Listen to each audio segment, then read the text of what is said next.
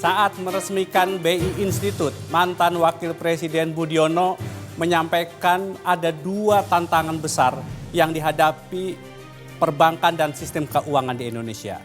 Pertama adalah perlemahan ekonomi global dan kedua adalah ketidakstabilan politik. Yang kedua adalah perkembangan teknologi yang luar biasa.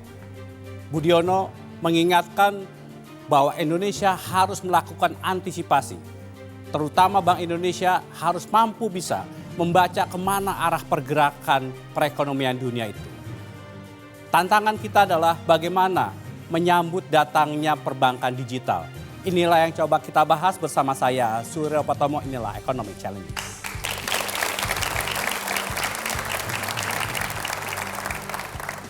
Seperti biasa, malam hari ini saya ditemani oleh rekan saya, Lena Samosir. Leo, selamat malam, Mas Tommy. Kita ingin berbicara bagaimana teknologi bisa membantu perkembangan sektor perbankan dan lembaga keuangan. Siapa saja tamu yang kita undang malam hari ini? Ya, Mas Tommy dan pemirsa, pada malam ini menyambut era perbankan digital, Economic Challenges mendapat kehormatan 3 orang narasumber. Yang pertama adalah anggota Dewan Komisioner Otoritas Jasa Keuangan, Firdaus Jailani. Pak Firdaus, selamat malam. Kemudian Wakil Direktur Utama Bank Rakyat Indonesia, Sunarso. Pak Narso, selamat malam. Dan kita juga ingin melihat sebetulnya bagaimana transformasi pola bank ini. Dan kita menghadirkan pakar manajemen, Profesor Renald Kasali. Pak Renald, selamat malam. Selamat malam.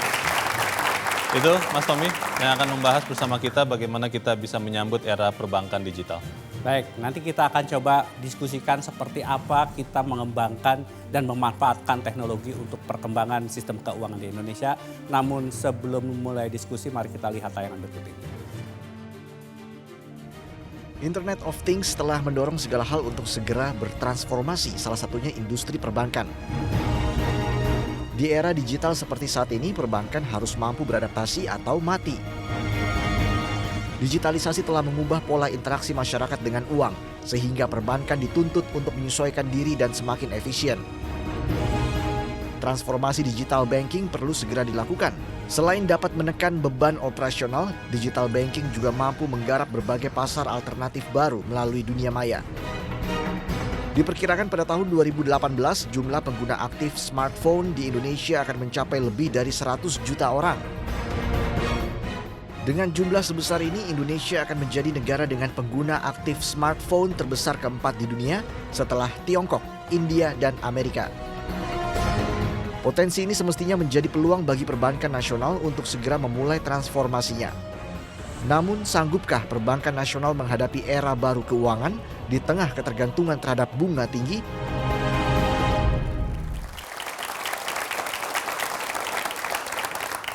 Leo, seperti apa penetrasi sistem digital pada perbankan di Indonesia sekarang ini? Ya, Mas Tommy dan pemirsa, saya punya data di sini yang memperlihatkan bahwa memang kalau kita tidak menyambut era perbankan digital, mungkin kita tidak akan kemana-mana. Kita punya data di sini, data yang kami peroleh dari McKinsey Asia Personal Financial Service Survey 2014 memperlihatkan dari sekian negara di Asia, Indonesia relatif masih rendah untuk penetrasi perbankan digital.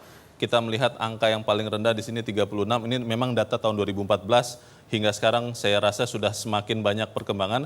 Tetapi kalau kita bandingkan dengan negara-negara di Asia yang lain seperti Korea Selatan sudah 96%, kita melihat negara tetangga kita Malaysia waktu 2014 itu sudah 41%, kita melihat Jepang sudah 83%. Kalau Indonesia tidak memanfaatkannya, mungkin pengguna di Indonesia akan menggunakan manfaat dari perusahaan-perusahaan dari negara-negara lain. Kita melihat data dari OJK yang kami peroleh bagaimana perkembangan nilai transaksi e-banking di beberapa bank di Indonesia. Untuk di tahun 2012 hingga tahun 2013 dan 2013 dan 2014 kita melihat ada perkembangan yang positif. Untuk jenis ATM atau anjungan tunai mandiri kita melihat di tahun 2012 hingga 2013 pertumbuhannya 22%, sementara di 2013 sampai 2014 baru atau hanya 15%. Kita melihat tren menurun. Kita melihat penggunaan EDC, ini alat untuk menggesek kartu kredit atau debit. Kita melihat dari 2012-2013 27%, ternyata hanya menjadi 20% di tahun 2013-2014. Sementara internet banking relatif stabil dari 28% menjadi 23%. Kita melihat juga perkembangan bagaimana penggunaan SMS atau mobile banking. Data dari OJK berikut memperlihatkan bagaimana perkembangan nilai transaksi e-banking di beberapa bank di Indonesia. Untuk e-commerce kita melihat 2012-2013 pertumbuhan hampir 100%, 97%, sementara di 2013 sampai 2014 48%, dan phone banking yang tadinya minus 5 menjadi plus 42% di 2013-2014. Kita melihat masalahnya adalah bagaimana bank-bank bisa memanfaatkan ini. Kita melihat beberapa kinerja perbankan di Indonesia untuk semester pertama 2016.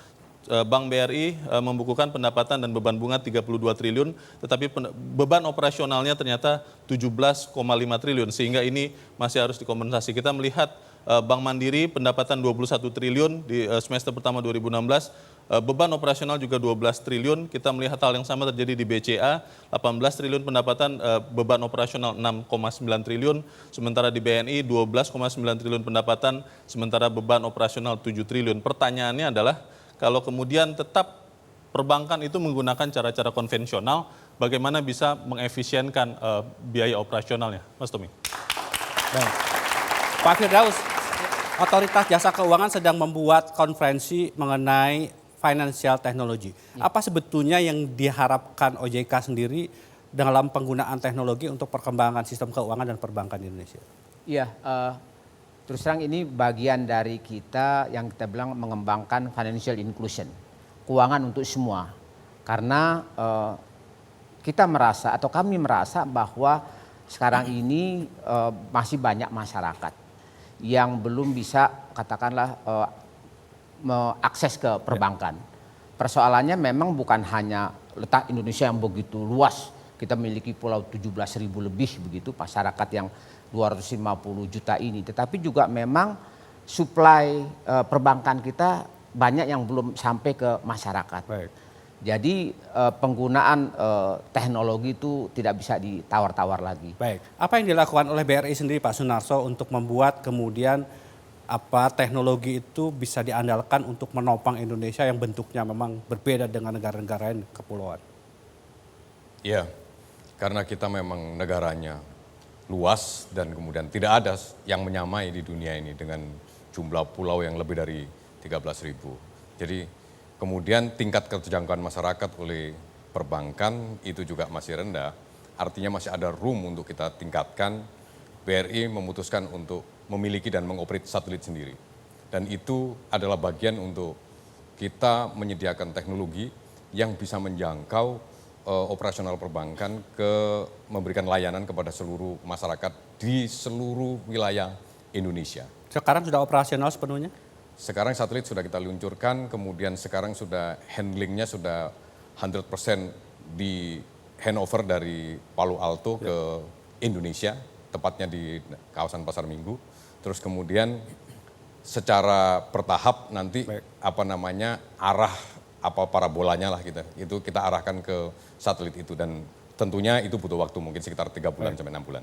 Baik, Pak Renat, bagaimana kita melihat sebetulnya perkembangan teknologi dalam menopang perkembangan sistem perbankan yang dikatakan oleh Pak Firdaus harus membuat masyarakat masuk dalam sistem perbankan yang inklusif? Menarik sekali Mas Tommy, tadi disebutkan bagaimana ini upaya untuk mendapatkan atau memberikan layanan pada mereka yang belum menjadi nasabah perbankan saat ini, financial inclusion. Kalau kita perhatikan data di berbagai daerah saat ini, kaum muda itu meninggalkan daerah pedesaan.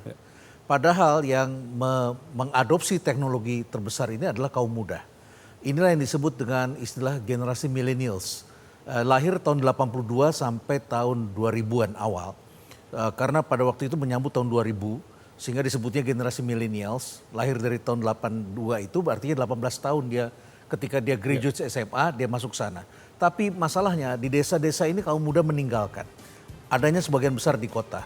Jadi di kota memang ini menjadi pusat sasaran dari digital banking, itu satu. Yang kedua, kalau tadi ini menarik ke langkah yang ditempuh oleh BRI, itu justru untuk melayani mereka yang masih dengan uang fisik.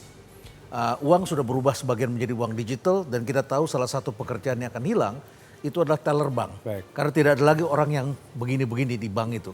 Ya, sudah langsung semuanya dengan angka, dan angka itu hanya transfer saja begitu. Baik. Nah itu yang nanti saya kira ini masalahnya adanya di istilahnya adalah disruptions. Bagaimana bank menghadapi disruptions ini. Baik, nanti coba kita lanjutkan diskusi khususnya untuk melihat tadi peringkat kita masih 36% penetrasi sistem digital itu. Apakah dengan langkah yang dilakukan BRI kita bisa melakukan lompatan dan bisa mengejar dari negara lain, tapi kita harus jeda terlebih dahulu, jangan kemana-mana, tetaplah di Economic Challenges.